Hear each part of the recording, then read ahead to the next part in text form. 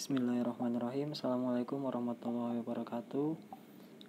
Di sini saya Fadil Muhammad Al-Fahri, jurusan Teknik Industri Universitas Hasyim Asy'ari, akan mempresentasikan tentang komunikasi nonverbal untuk memenuhi ujian akhir semester dari mata kuliah Interpersonal Skill.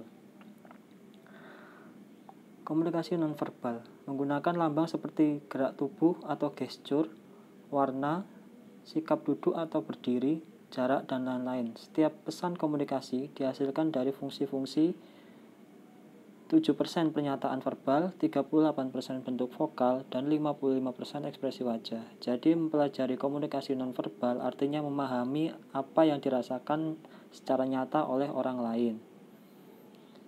Lanjut, definisi komunikasi nonverbal. Pesan-pesan yang diekspresikan secara sengaja atau tidak sengaja melalui gerakan, tindakan, perilaku, atau suara-suara atau vokal yang berbeda dari penggunaan kata-kata dalam bahasa.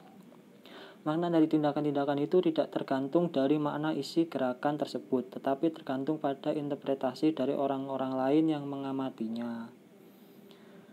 Lanjut, batasan komunikasi nonverbal. Yang pertama, selalu berada dalam konteks.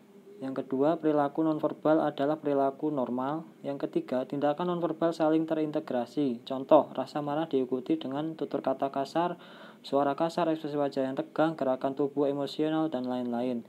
Kemudian yang keempat, ada pesan komunikasi nonverbal bermakna rangkap. Yang kelima, perilaku nonverbal selalu dikomunikasikan, diterima, diinterpretasikan, dan umpan balik. Kemudian berada dalam satu aturan, tergantung pada nilai dan norma dalam masyarakat. Selanjutnya, komunikasi nonverbal sangat menentukan, dan yang terakhir adalah perilaku nonverbal sangat terpercaya karena ada dua alasan. Pesan verbal lebih mudah dimanipulasi dan perilaku nonverbal sering muncul secara tidak sengaja. Jenis-jenis komunikasi nonverbal: yang pertama komunikasi tubuh, yang kedua komunikasi ruang, yang ketiga diam, yang keempat paralanguage, yang kelima komunikasi temporal atau waktu.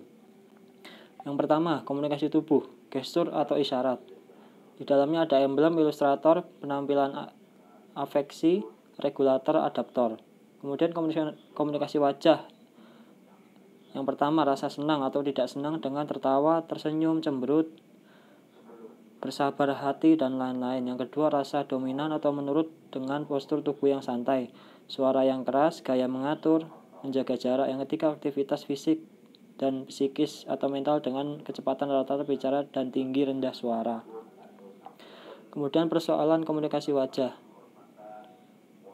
Yang pertama, keakuratan, ketidaksesuaian emosi dengan ekspresi wajah. Kebahagiaan memiliki keakuratan sekian persen dan terkejut 38-86% dan kesedihan 19-88%. Pengaruh konteks, universal atau relatif, ekspresi sesaat. Kadang ekspresi wajah terbuka atau tersembunyi tergantung pada tingkat kesadaran seorang terhadap tindakannya. Kemudian komunikasi mata, menghindar, marah, takjub, kagum, umpan balik, hakikat suatu hubungan, kedekatan fisik. Kemudian bahasa sentuhan, ungkapan seksual, menghibur, memberi dukungan, kuasa atau dominasi. Komunikasi ruang, komunikasi jarak. Kemudian teritorial, ruang belajar, kamar, tempat duduk di sekolah tidak boleh disentuh orang lain. Estetika atau warna, menciptakan ruang agar punya arti keindahan. Kemudian jarak intim, karena meningkatnya hubungan psikologi. Fase sentuhannya 45 cm. Jarak personal, batas antara seorang yang tidak disentuh orang lain. Jaraknya 75-120 cm. Jarak sosial, jarak dalam hubungan orang lain atau impersonal, 210-360 cm untuk jaraknya. Dan jarak publik, 360-450 cm untuk mempertahankan diri dari ketakutan terhadap orang lain. Sementara 450-750 cm jarak yang membatasi dengan kelompok besar orang. Yang kemudian ada diam, memberi kesempatan berpikir, menyakiti, mengisolasi diri sendiri. Kemudian mencegah komunikasi, diam itu emas kalau menurut kata pepatah. Kemudian mengkomunikasikan perasaan atau menolak dominasi, tidak menyampaikan sesuatu apapun. Kemudian ada parallax, di dalamnya ada kecepatan berbicara, volume, ritme, resonansi, bentuk-bentuk vokal seperti tertawa, pekikikan, rintihan, semburan, rengekan, tinggi rendah suara, Dalam paralits dan persepsi, orang sering menilai orang lain berdasarkan suara paralits. Pertama, suara merupakan gejala tipe kepribadian seseorang. Yang kedua, mengidentifikasi sikap emosional. Paralits dan percakapan, suara dapat menjaga dan mengubah peran pembicara dan pendengar dalam percakapan. Misal, ingin lanjut berbicara atau ingin memberi kesempatan pada yang lainnya untuk berbicara. Komunikasi temporal atau waktu. Penggunaan waktu dalam suatu komunikasi menunjukkan status seorang tidak akan telat jika berhubungan dan orang yang dianggap lebih berkuasa. Yang kedua, waktu dan kesesuaian, karenanya ada jam konsultasi. Selanjutnya ada 8 cara komunikasi verbal yang efektif. Yang pertama ada gerakan tubuh. Cara komunikasi nonverbal yang pertama adalah gerakan tubuh. Gerakan tubuh bisa digunakan oleh orang-orang dengan cara menggerakkan bagian tubuh sebagai pengganti komunikasi verbal. Misalnya menggunakan kepala untuk menganggukkan kepala untuk mengatakan iya dan menggelengkan kepala untuk menyatakan tidak. Selain itu, komunikasi nonverbal dengan gerakan tubuh juga dapat terlihat ketika seorang berjalan, duduk, dan lain sebagainya. Yang kedua ada sentuhan. Sentuhan dengan cara komunikasi nonverbal berikutnya. Sentuhan adalah cara memberikan komunikasi dengan pendekatan antara komunikator dan komunikan atau yang dikomunikasikan. Misalnya seorang yang ingin menjalin kedekatan dengan rekan kerja untuk mengajukan kerjasama biasanya memberikan salam dengan cara berjabat tangan yang artinya memberikan salam perkenalan dan bisa juga diartikan sebagai wujud kesepakatan. Ada pula orang tua yang mengekspresikan kasih sayang dengan ciuman, pelukan, dan belayan kepada buah hatinya.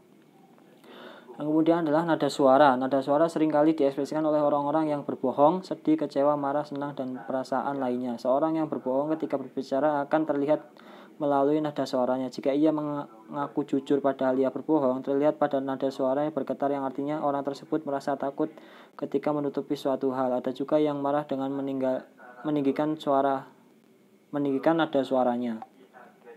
Ekspresi wajah. Ekspresi wajah merupakan cara komunikasi nonverbal yang mudah dipahami oleh seseorang. Ekspresi wajah dikatakan sebagai wujud komunikasi nonverbal yang tidak dapat dibohongi. Misalnya ketika seorang berkata iya baik-baik saja, hal yang perlu diperhatikan adalah melalui ekspresi wajah. Ekspresi wajah sedih biasanya terlihat dari tatapan mata yang kosong, ekspresi marah biasanya terlihat dari dahi yang dikerutkan dan pandangan mata yang tajam, dan masih banyak ekspresi wajah lainnya.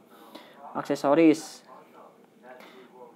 Aksesoris biasanya dikenal sebagai alat fashion yang digunakan oleh kaum wanita. Dalam komunikasi nonverbal, aksesoris dianggap sebagai salah satu alat komunikasi.